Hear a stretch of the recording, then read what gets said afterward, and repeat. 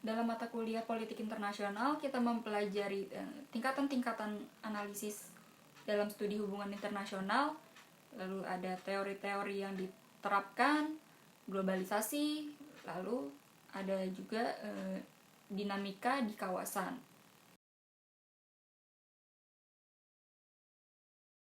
Kita dapat memahami tingkatan-tingkatan analisis yang diterapkan dalam studi hubungan internasional. Tidak hanya tingkatan analisisnya saja, tapi juga teori-teori yang diterapkan. Lalu kita dapat memahami globalisasi yang terjadi di dunia. Lalu kita juga bisa memahami dinamika yang terjadi di kawasan, seperti keunggulannya atau mungkin hambatan-hambatan. Maka dari itu saya ingin bergabung dengan Garuda Indonesia, lalu ikut memajukan maskapai yang menjadi kebanggaan negara kita ini di mata dunia internasional.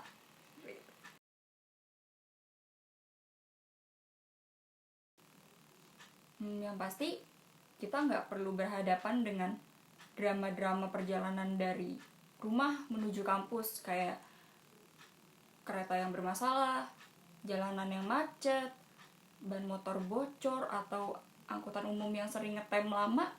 Kita nggak perlu menghadapi semua itu. Kita cukup kuliah dari rumah, buka laptopnya atau buka handphonenya, lalu kita bisa mulai perkuliahan seperti itu. Dukanya dari kuliah daring ya, yang pasti kita nggak bisa pergi ke kampus untuk kuliah di kelas seperti biasanya. Kita nggak bisa ketemu teman-teman, nggak bisa ketemu dosen untuk sekedar kayak berdiskusi. Semuanya dilakukan secara digital. Dan yang saya rasain selama kuliah daring ini, materi jadi terasa lebih sulit untuk dipahami, seperti itu. Jadi kayak sulit untuk berkonsentrasi karena mungkin ada distraksi dari orang-orang di rumah, seperti itu.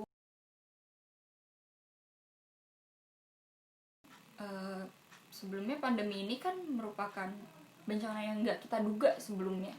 Yang sebelumnya kita bisa pergi ke kampus, kuliah di kelas kayak biasanya, ketemu teman-teman, atau mungkin kita bisa hangout sama teman-teman, bisa pergi ke tempat rekreasi atau cuma sekedar jalan-jalan di taman. Tapi sekarang kan enggak, semuanya dibatasi. Bahkan ada beberapa tempat yang ditutup.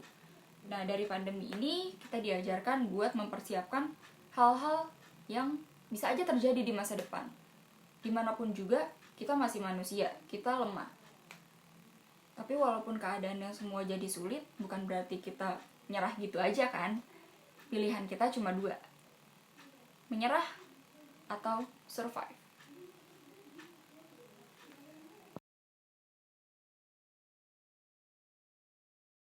Dalam 5 tahun ke depan, tentunya saya ingin agar pandemi ini cepat selesai, agar kita semua bisa bertemu satu sama lain, bisa beraktivitas seperti biasanya, bisa saling mengunjungi satu sama lain. Lalu saya ingin lulus pendidikan yang saya jalani ini dengan GPA yang memuaskan, agar saya dapat membanggakan kedua orang tua saya pastinya. Lalu saya punya cita-cita untuk melanjutkan pendidikan saya di negara impian saya, yaitu Korea. Sejak saya SD, sejak saya kecil, saya punya cita-cita untuk melanjutkan pendidikan saya di sana.